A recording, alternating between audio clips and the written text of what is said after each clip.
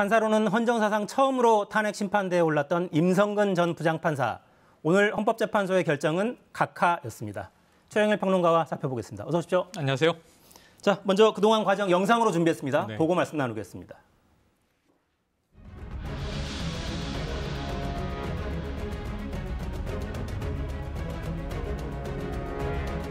민주당은 오늘 헌법을 위반한 임성근 판사에 대한 탄핵 표결로 헌법이 국회에 부여한 책임을 다하도록 하겠습니다.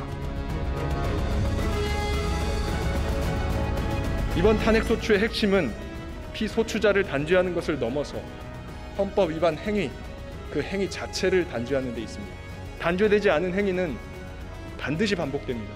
선배 동료 여러분, 판사는 신입니까?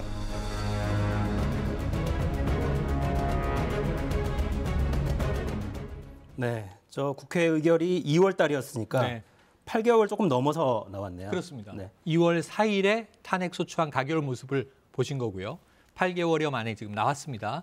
지금 결론은 상당히 좀 주목이 됐었는데 각하예요. 그러니까 이미 지금 임기 만료를 해서 퇴직을 해버렸거든요. 퇴임한 이 법관에 대해서 파면을 결정한들 이건 뭐 실행할 수 없는 내용이기 때문에 실익이 없다. 그러니까 이걸 다룰 필요가 없다라는 거예요. 헌법적 실익이 없으므로 각하한다. 그래서 각하 의견이 9명 중에 5명 다수 의견이 된 거고요. 그런데 이 파면을 인용해야 한다는 의견도 3명이 있었습니다. 헌법재판소장을 포함해서 이제 3명이 나왔고 1명은 이게 심리 절차를 종결하는 것으로 이야기가 돼서 결국은 5대 3대 1 이런 결론이 나왔는데 다수인 각하가 실익이 없다라고 판단된 것으로 결론이 났습니다.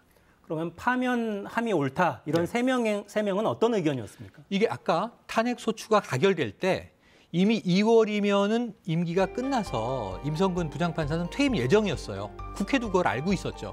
그럼에도 불구하고 왜 179명의 의원들이 이걸 밀어붙였느냐 하면 당시에 이미 퇴임을 하더라도 헌법재판소에서 파면을 인용하면 실익은 없어 보이지만 미래의 판사들에게 경종을 울리는 효과가 있으므로 이것이 사법부에 대한 실익이다라고 이제 국회가 판단한 건데 이 3명의 소수 의견도 같습니다. 지금 이게 임성근 부장판사에게는 뭐 소급해서 파면을 적용할 수는 없지만 파면을 인용한다면 사법부에서 지금 굉장히 심중한 일이 일어났다고 판단을 하는 거고요. 이런 일이 앞으로는 일어나지 않는 효과가 바로 실익이다 이렇게 본 거예요. 그러니까 이제 국회에서 탄핵을 의결했던 것과 지금 소수 의견은 맥락이 같은데 문제는 그것이 이제 임성근 판사 본인에게 미치는 영향은 아니기 때문에 다수 의견에는 이르지 못한 것 같습니다. 그렇죠. 그러니까 오늘 헌재 결정도 이해는 되네요. 이미 네. 퇴직했는데 무슨 파면이냐. 그러니까 이제 파면이나 우리가 보통 뭐 이제 강제로 퇴직을 시킨다라고 했을 때 뭐 고 변희수 전 하사의 강제 전역도 최근에 취소가 됐습니다만 이게 뭐 실익이 있어야 쫓아내는 입장인데 이미 나가버렸으면은 그 파면이 무슨 의미가 있겠는가 하는 취지입니다. 그러네요. 임성근 전 부장판사가 무슨 일을 했길래 이런 네. 과정까지 오게 된 건지 정리를 해야겠네요. 예, 그렇습니다. 그러니까 지금 절차를 보면 대통령 탄핵과 판사 탄핵이 똑같다는 걸 국민들이 이번에 알게 됐습니다. 국회에서 탄핵을 다수로 가결해야 되고 헌법재판소에서 그 파면을 결정해야 되는구나. 대통령과 판사가 굉장히 파면이 어려운 것이구나 깨달았는데 자 임성근 부장판사는요. 어떤 역할이었냐면 형사수석 부장판사라는 이 보직을 맡고 있었습니다. 그런데 다른 판사들은 고유한 자기의 양심과 법리에 따라서 판결을 한다라고 우리는 믿지 않습니까? 근데 영향을 미쳤다는 거예요. 그러니까 이제 이 변호인 측에서는 조언을 주었을 뿐이다. 그런데 지금 이제 탄핵을 가결한 쪽에서는 이것은 재판에 개입을 했다. 재판 개입 사건으로 보는 거예요. 그러니까 예를 들면 우리가 알고 있는 상케이 신문 서울 지부장이 박근혜 대통령에 대한 추문서를 칼럼으로 썼을 때 청와대가 명예훼손으로 고소했습니다.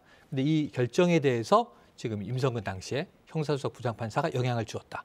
그리고 또 이제 민변의 변호사들과 관련된 사건에 양형 판결에 있어서도 영향을 주었다.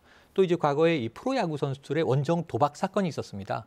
이것을 약식 기소 처리하는 것으로 이제 처리하도록 영향을 주었다. 그러니까 이 재판에 개입했다. 이게 지금 이제 죄질의 문제로 거론이 된 거고요. 그런데 이제 이 임성근 부장판사의 변호인 측에서는 아니 그 판사끼리 의견을 나누다가 조언을 했을 뿐이고 판사들은 고유한 자기의 권위를 다 가지고 있는 거기 때문에 개입할 수가 없다. 근데 지금 이제 법원 1, 2심에서는 판결이 그런 식으로 났어요. 왜냐하면 무죄가 났는데 그 이유 자체가 직권 남용인데 직권이 없으니 남용할 직권 자체가 존재하지 않으므로 무죄. 굉장히 좀 우리가 보기에는 이상한 법리가 적용되고 있습니다. 네. 위헌적 행위는 분명하지만 네. 이미 퇴직했으므로 파면할 수 없고 행사할 직권이 있지 않았으므로 직권을 남용한 것도 아니다. 그렇습니다. 이런 판결이로군요. 네, 오늘 판결 이후에 여러 반응들이 나왔죠. 반응 들어보겠습니다. 양승태 사법농단이 중대한 헌법 위반 범죄였다는 점이 우리나라 최고의 헌법 해석 기관으로부터 공식적으로 확인되었다는 점에 의미가 있다고 생각합니다. 이것이 중대한 헌법 위반 행위임에도 불구하고 결론적으로 다수 의견은 본안 판단을 회피함으로써 헌법 수호기관의 역할을 포기했다라고 생각하고 이 부분에 대해서는 극히 유감입니다. 탄핵 심판 절차의 이 법리에 따라서 합리적인 결론을 이끌어내 주신 헌법재판소 재판부에 대해서 우선 경의를 표합니다. 어디까지나 소수 의견이니까요. 헌법재판소의 법정 의견이 효력이 있는 걸 알지 않습니까? 네, 역시 해석은 엇갈리네요. 그렇습니다. 일단 그 형사재판은 그러니까 2심까지만 지금 끝난 상태죠? 대법원에 계류돼 있습니다. 그래서 헌재 판결 이 판단이 늦게 나오니까 헌법재판소가 혹시 지금 1심, 2심 다 무죄가 났는데 대법의 최종 판결까지 보고 이걸 판단하려고 그랬던 거 아니냐 이런 이제 질타도 있었는데 헌재 측에서는 아니다. 대법원의 판단 기다리는 것 아니다. 이렇게 얘기하고 결국 먼저 판단이 나왔고요. 대법원에 이제 계류돼 있는 마지막 최종심의 결정이 남아 있습니다. 지금 아까 보셨는데 흥미로운 것은 이탄희 판사 8개월 전에 이 자리에 나와서 탄핵 소추안 가결되고 사법농단은 엄단해야 한다. 근데 지금도 헌재가 그 역할을 회피해버렸다라고 질타, 비판을 했는데 그 옆에 박주민 의원이 서 있거든요. 네. 박주민 의원도 변호사인데 이런 얘기를 했어요. 그러니까 각하될 수 있으리라는 건 생각했고 각하할 수도 있다. 다만 이 지금 올라가 있는 사안에 대한 평가는 헌재가 내렸어야 하는데 평가 자체를 회피한 게 된 거죠. 그래서 평가를 한 사람들은 파면을 오히려 인용하자고 했던 3명의 소수인데 지금 변호인 얘기대로 소수 의견은 소수 의견일 뿐이다. 효력은 없지 않느냐. 그래버리면 이제 이게 의미는 없으니까 조금은 그런 측면에서는 여러 가지 생각해 볼 대목이 남습니다. 그렇죠. 그러니까 헌법재판소는 결국 판결 주문으로 말하는 건데 그렇습니다. 판결 주문이 문제가 있으므로 파면한다 이렇게 나오지는 않은 거니까요. 네, 근데 오늘 헌재 결정이 네. 이 대법원 판결에도 영향을 미칠 가능성이 있습니다. 이 소수 의견이 좀 유의미하게 지금 이제 회자가 되고 있는 것이죠. 예를 들면은 이게 앞으로 사법농단을 막기 위한 방법은 이 우리의 법기관들이 뭐 움직일 방법이 없는 것인가? 지금 이제 1심, 2심은 아까 말씀하신 대로 개입한 정황으로도 볼 수 있고 혹은 조언을 줬을 뿐이다라고 하는 또 이제 입장도 엇갈리고 있는데 1, 2심은 지금 뭐 직권 자체가 존재하지 않고 문제되지 않는다고 본 거거든요. 근데 대법원도 이렇게 되면 사법농단이 지금 줄무죄가 나고 있어요. 사실상. 굉장히 엄중한 사안으로 다뤄졌는데 양승태 이 대법원 시절에 벌어졌던 굉장히 여러 가지 어찌 보면 재판을 거래한 거 아니냐 이런 정황까지 줄무죄가 나고 있으면 앞으로 그럼 사법부는 지금 이대로 정의를 실현하는 데 문제가 없단 말인가 하는 국민적인 의문에 대해서 대법원이 마지막 판단을 어떻게 할지 좀 지켜봐야 될 사안입니다. 그러니까 이 헌법이라는 게 공화국의 성격을 보여주는 근간인데 맞습니다. 헌법적 가치를 훼손한 사건이에요. 근데 기소된 판사가 14명이잖아요. 이 재판들은 다들 어떻게 진행이 되고 있어요? 거의 다 끝나가고 있고요. 다수가 아까 말씀드린 대로 줄무죄다라고 말씀드린 게 하나하나 임성근 판사 사안도 엄중한 사안이었습니다. 오죽하면 국회가 최초로 판사의 탄핵, 그러니까 파면을 소추해서 가결했겠습니까? 그게 굉장히 큰 사건이었는데 결국은 헌법재판소는 우리는 안 다룰래요 이렇게 밀어버린 셈이 됐고요. 이 법원에서는 결국은 판사에 대한 판단을 이거 뭐 이런저런 법리적인 이유로 무죄다라고 방면해주는 결과가 14건 중에 지금 13건입니다.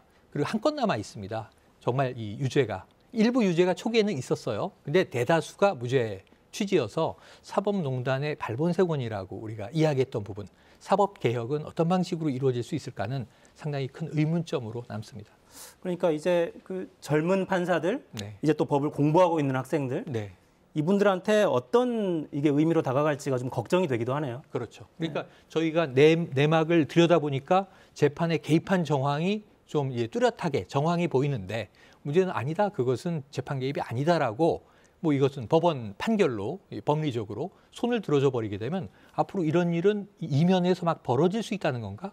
그래서 지금 수많은 국민 의견이 오늘 참여연대도 사법농단을 엄단해야 한다라고 이제 기자회견하고 시위하고 있고요.